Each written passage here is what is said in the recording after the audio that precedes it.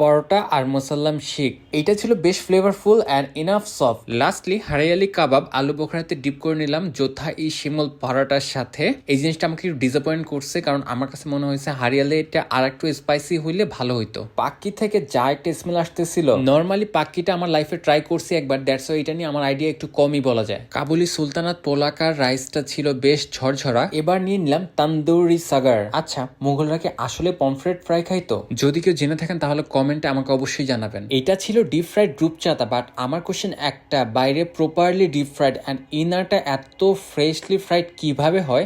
বলতেই হবে শেফের হাতে জাদু আছে। অ্যান্ড এটার সিজনিং ছিল ওয়েল ব্যালেন্স। কিন্তু পই পই করে আপনাদেরকে 21টা আইটেমের হিসাব দেওয়ার পরেও আমার কাছে মনে হচ্ছিল কি যেন একটা মিসিং, কোনটা যেন ট্রাই করা হয় নাই। তো ফাইনালি নিয়ে নিলাম সুলতান ই কাবুল, যেটা হলো আস্ত মাটন লেগ। আর এটা তো আমার প্লেটের থেকেও বড় ছিল। আর আমি খাবারটা শুরু করার আগে আমার ফ্রেন্ডসরা সবাই খাওয়া দাওয়া শুরু করে